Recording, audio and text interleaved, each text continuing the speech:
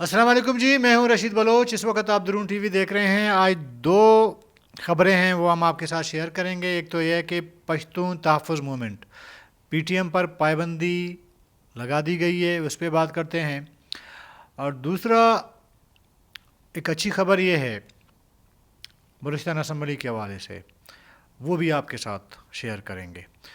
तो आगे बढ़ने से कबल जिन्होंने हमें सब्सक्राइब नहीं किया है वह सब्सक्राइब करें, घंटी का बटन दबा दें, वीडियो लाइक और शेयर करें। सबसे पहले जी आते हैं बलूचिस्तान असम्बली पे। आपको पता है बलूचिस्तान असम्बली की मौजूदा जो इमारत है इसको गिराने और नया बिल्डिंग तामीर करने के हवाले से हुकूमत ने एक फ़ैसला किया है काबीना के ज़रिए, और उसके लिए 5 अरब रुपया मुख्तस भी किए गए हैं। एक चाइनीज़ फर्म को से तकरीबन डील फ़ाइनल हो गई है या होने जा रही है। ये खबर सबसे पहले हमने आपको दी थी इसी प्लेटफार्म पे, दरून के प्लेटफार्म पे। इसमें हमने 2 वीलॉग्स किए हैं। खुशी की बात यह है कि हमारे वीलॉग्स के बाद आपके मोस्ट सीनियर जो सियासतदान हैं उन्होंने भी रियलाइज़ किया और उनकी मुखालिफत सामने आई। इसके बाद कल एक ख़बर आई थी, वो बड़ा ज़बरदस्त ख़बर है मेरे ख़्याल में। मारूफ वकील हैं अमानुल्लाह कंडरानी साहब, उन्होंने बलूचिस्तान हाई कोर्ट में एक पिटीशन दायर कर दिया है। पिटीशन में ये मौक़िफ़ इख्तियार किया गया है कि मौजूदा जो बलूचिस्तान असम्बली का जो बिल्डिंग है वो एक तारीख़ी हवाले से उसके एक हैसियत है और पहला असम्बली है जो बनाया गया है और इधर की इसकी तारीख़ी हैसियत को बरकरार रखा जाना चाहिए, ये हमारा मौक़िफ़ रहा है। तो हाई कोर्ट में ये मामला चला गया है। ये भी अच्छी बात है कि नवाब असलम ख़ान रहसानी ने, शायद हमें देखते हैं, उन्होंने भी चंद दिन पहले इसकी मुखालिफत की थी और बाकी सियासी जमातों की जानिब से अब तक इसकी मुखालिफत सामने नहीं आई है। शायद वो इस मामले को ज़्यादा संजीदा नहीं ले रही हैं सियासी जमातें। उसमें कम पर जमातें हैं, नेशनल पार्टी है, बीएमपी है, पश्तूनख्वा मिली अवामी पार्टी है, एएनपी है। बहरहाल एक इंटरव्यू में शायद मौलाना हिदायतुर्रहमान ने कहीं अनकही टाइप में उन्होंने मुखालिफत की थी।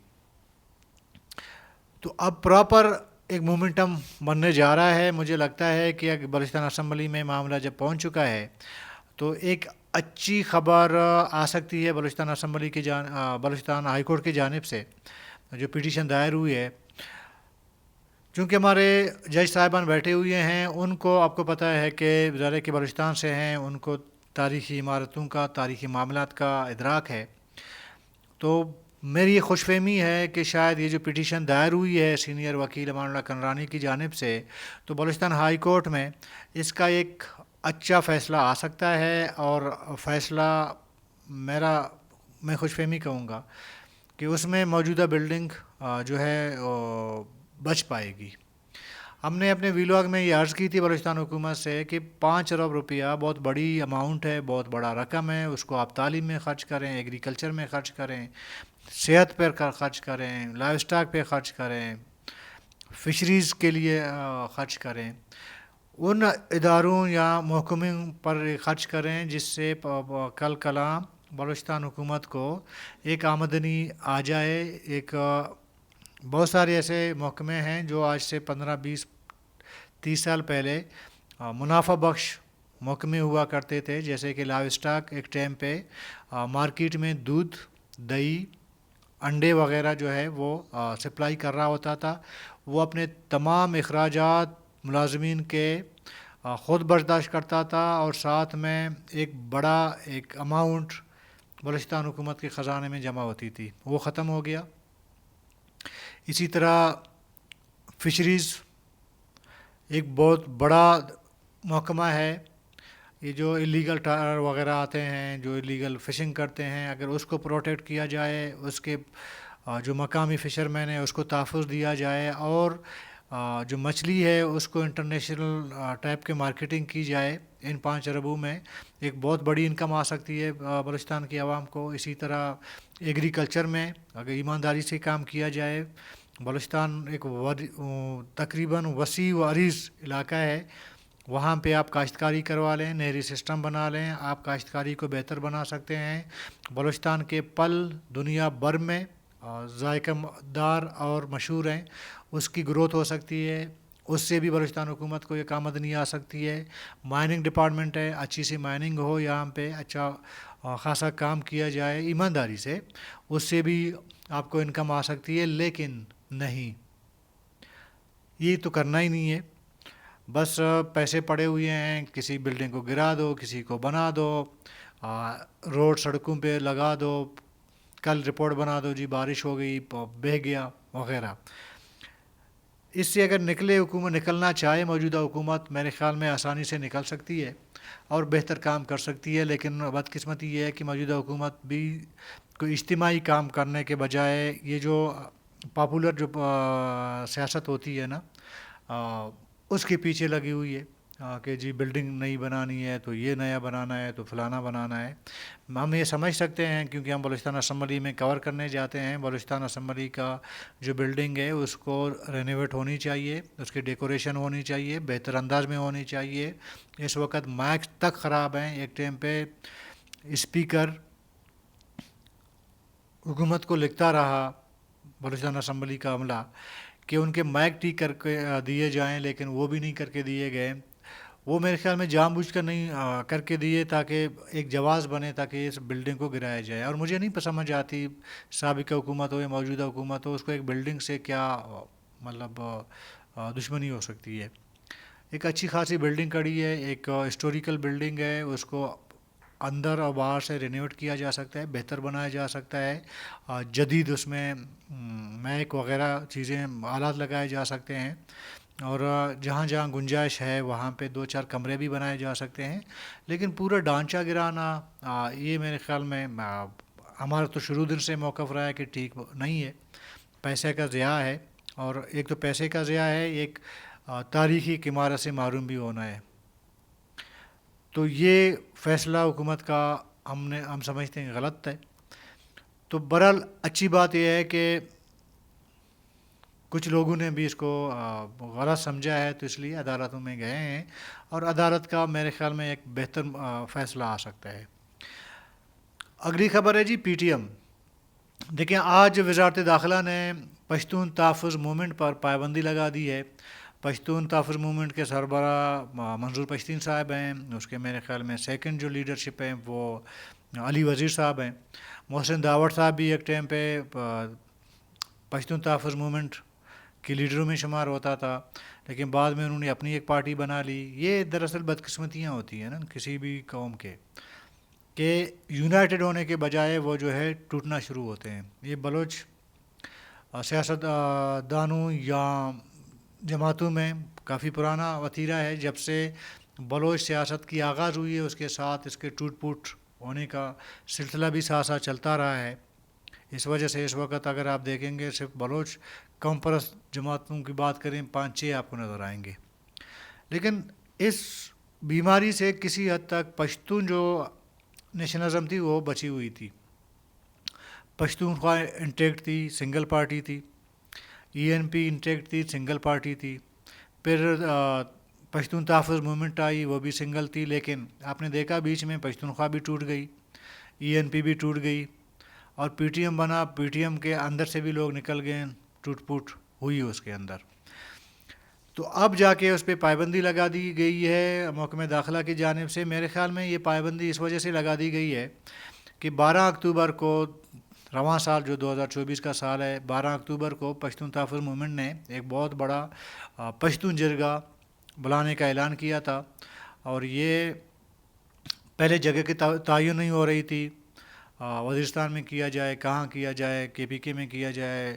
اطلاع یہ آ رہی تھی کہ بلوچستان والے کہہ رہے تھے کہ ہمارے ہاں کرایا جائے، کے پی کے والے سمجھ رہے تھے ہمارے ہاں کیا جائے، لیکن آفریدی ٹرائب نے، میرے خیال میں جو میری اطلاعات ہیں، انہوں نے جو ہے بطور میزبان اس پروگرام کو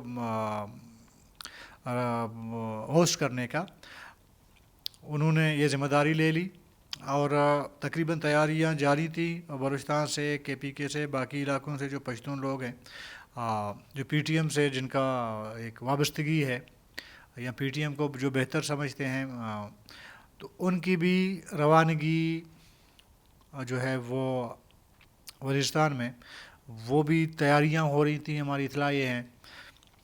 اور جیسے یہ ظاہر ہے کہ آج تقریباً 6 اکتوبر ہے، تو ایک ہفتے کے بعد 6 دنوں کے بعد یہ جرگہ منعقد ہونا تھا.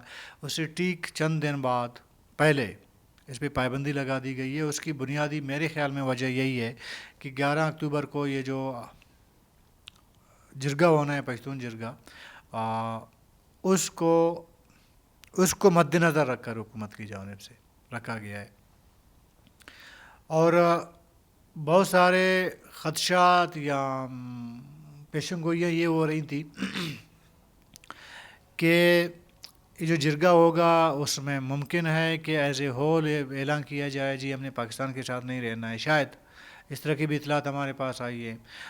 کچھ نے یہ بھی تجزیہ رکھا یا پیشن گوئی رکھی جو اس طرح کی موومنٹ پر نظر رکھتے ہیں. تھوڑا بہت ہم بھی رکھتے ہیں، لیکن میرا ذاتی طور پر خیال یہ ہے کہ 11 اکتوبر ہی اس کی وجہ بنی ہے.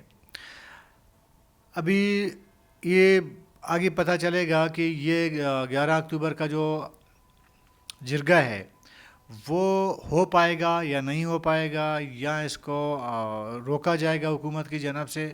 مجھے ذاتی طور پر ایسا لگتا ہے کہ شاید حکومت کی جانب سے یہ 11 اکتوبر والی جو جرگہ ہے نا، اس کو حتی الامکان کوشش کرے گی حکومت کہ وہ اس کو روک لے. کل کلاں کوئی پریشانی حکومت کے لیے نہ ہو اور سیکورٹی کے لیے بھی، سیکورٹی فورسز کے لیے بھی کوئی پریشانی کا باعث نہ بنے. کیونکہ حکومت کو اس وقت ایسا لگ رہا ہے کہ اگر یہ جرگہ ہوا، اس میں کچھ فیصلے ہوئے، اس میں معاملات گڑبڑ ہو سکتے ہیں آگے جا کے، پھر اس کو شاید پھر سنبھالنا مشکل ہو جائے.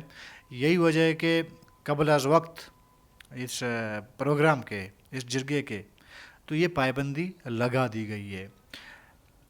اب پی ٹی ایم پہ منحصر ہے، کالعدم پی ٹی ایم آپ کہہ سکتے ہیں. اس وقت کالعدم پی ٹی ایم کو آپ پر منحصر ہے کہ وہ از طرح نہ ہو کسی اور نام سے اپنی موومنٹ جاری رکھے گا. یہ جو فیصلہ ہوا ہے اس کے خلاف وہ کسی کورٹ عدالت میں چلی جائے گی اس کی لیڈرشپ، یا اسی نام سے ایسے ہی جیسے چل رہا ہے ایسے ہی وہ چلا لے گا. لیکن اس نام کے ساتھ پھر سیاست کرنا میرے خیال میں پی ٹی ایم کے لیے مشکل بھی ہوگا، کالعدم پی ٹی ایم کے لیے. کیونکہ جب ریاستی طور پر کسی بھی جماعت پہ پابندی لگائی جاتی ہے تو اس کا پھر سروائیو کرنا یا اس کو چلنا مشکل ہو جاتا ہے. یہ ہمارے پاس ایگزامپل موجود ہیں، جیسے کہ بلوچ دو جماعتیں تھیں. ایک طلبہ تنظیم تھی بی ایس او آزاد، اور دوسرا بلوچستان نیشنل موومنٹ BNM. ان دو پر آج سے تقریباً 2009-10 کو پابندی لگا دی گئی، اور اس کے بعد ان کی جو اسٹریٹ پولیٹکس ہے نا وہ تقریباً ختم ہو گئی. اور اس وقت آپ کو دو تنظیموں یا جماعتوں کی جانب سے اسٹریٹ پولیٹکس ہوتا ہوا کوئٹہ یا بلوچستان میں نظر نہیں آئے گا. اس کی وجہ یہ ہے کہ جو بھی تنظیم جب کالعدم قرار پاتی ہے تو اس کے بینر تلے یا اس کے جھنڈے تلے آپ کے خلاف مقدمات، گرفتاریاں اور کارروائی جو ہے وہ ایک قانونی ایک جواز بنتی ہے کہ کسی بھی جماعت پر پابندی لگائی گئی ہے تو پابندی لگنے والی پارٹی کے جھنڈے تلے آپ کام نہیں کر سکتے. تو پی ٹی ایم کے لیے بھی مشکل آنے والی ہے آگے والے وقت پہ. اگر وہ سیم نیم پر وہ اپنے موومنٹ آگے بڑھاتی ہے، سیاست کرتی ہے تو مشکل ہوگی. لیکن لگ ایسا رہا ہے کہ شاید پی ٹی ایم جو ہے کسی اور نام سے اپنی موومنٹ جو ہے وہ جاری رکھے یا اس کو عدالتوں میں جا کے چیلنج کرے. کل تک کے لیے اجازت دیجیے. اللہ حافظ.